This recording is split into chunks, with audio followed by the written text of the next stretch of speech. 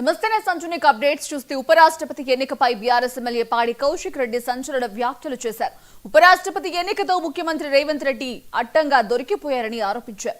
India కూటమి అభ్యర్థి సుదర్శన్ రెడ్డి రేవంత్ రెడ్డి మోసం చేశారని అన్నారు. సుదర్శన్ రెడ్డికి కేవలం 300 ఓట్లే వచ్చాయని, మిగిలిన 15 ఓట్లు ఎటుపోయాయని ప్రశ్నించారు.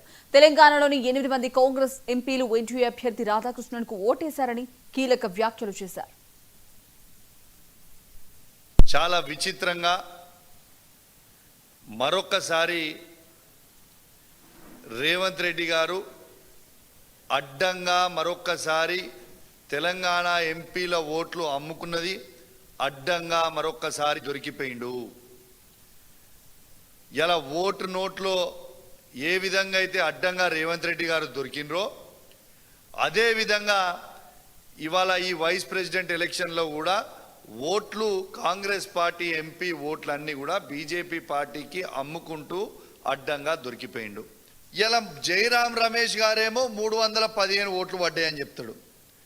మరి 300 ఓట్లే ఎట్లా పడ్డాయి అంటే 15 ఓట్లు ఎటుపోయినాయి అంటే ఈ 15 ఓట్లల్లా 8 తెలంగాణ కాంగ్రెస్ పార్టీ ఎంపీ ఓట్లన్నీ కూడా బీజేపీ క్యాండిడేట్కి ఇలా ఓట్లేసింది అనేది స్పష్టంగా అర్థమవుతుంది. ఎందుకు చెప్తున్నా అంటే అంత స్పష్టంగా మీరు చూడవచ్చు. ఓటింగ్ అయిపోయిన తర్వాత ఇప్పుడు మీకు చూపిస్తా. ఓటింగ్ అయిపోయిన తర్వాత ఇగోండి రేవంత్ రెడ్డి గారు వారి ఎంపీలందరూ కూడా పోయి నిర్మలా సీతారామన్ గారికి కలిసి బొకే ఇచ్చి మేము ఓట్లు మీరు చెప్పినట్టు ఓట్లు మేము ఖచ్చితంగా బీజేపీ క్యాండిడేట్కి వేసిరు మా ఎంపీలని ఇగోండి ఇది క్లియర్గా చూపిస్తా ఉన్నా. ఇవాళ రేవంత్ రెడ్డి గారు మరియు వాళ్ళ ఎంపీలు అందరూ కూడా పోయి మేము ఓట్లు వేసినామని నిర్మలా సీతారామన్ గారికి షాల్వా కప్పి బొకే